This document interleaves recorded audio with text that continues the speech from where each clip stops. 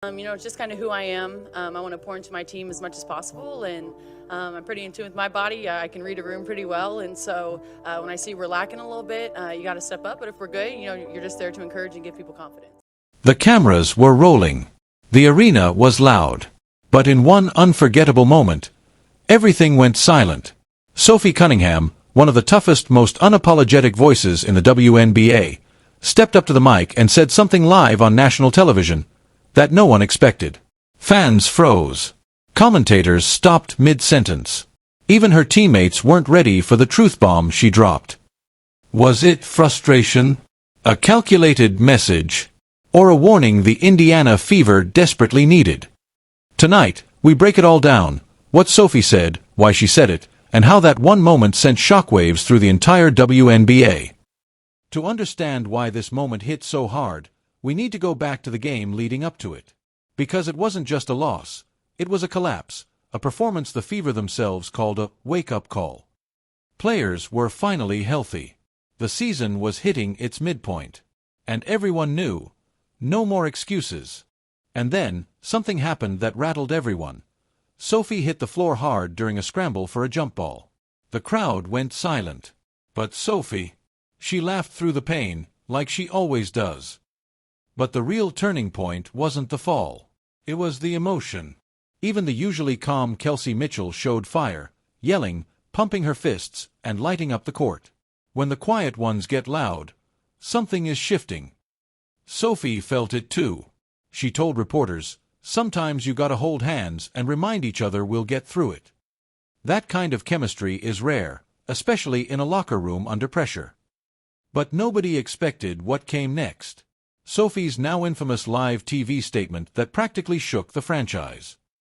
It happened during a post-game interview. Sophie Cunningham looked straight into the camera and said, loud and clear. The reaction was immediate and explosive. Cut to Caitlin Clark reposting the clip with, 100% with you. If Caitlin Clark co-signs something, millions notice. Kelsey Mitchell smiled through the interview, later saying, "That's the tone we need." Sydney Colson joked with a meme. But fans, they went wild. Twitter, Reddit, YouTube, all flooded with takes. Some calling it leadership. Others calling it risky. Everyone calling it unforgettable. Sports talk shows jumped on it instantly. Was Sophie calling out the coaching staff? Was she demanding a new offensive system?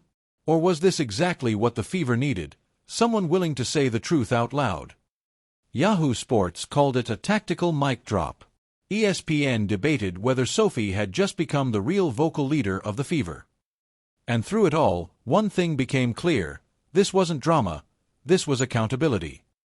But this didn't come out of nowhere. Sophie has been building toward this moment all season.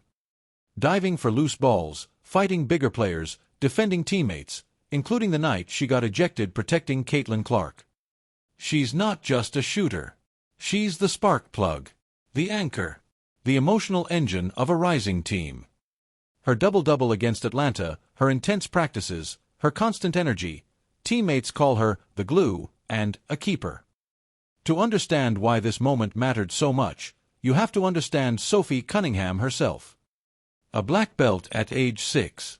A Missouri legend. A Phoenix standout. A veteran who admits she got too comfortable and sees Indiana as a chance to reignite her fire. She's silly, sassy, hilarious, but also one of the league's toughest competitors. And when she speaks, people listen.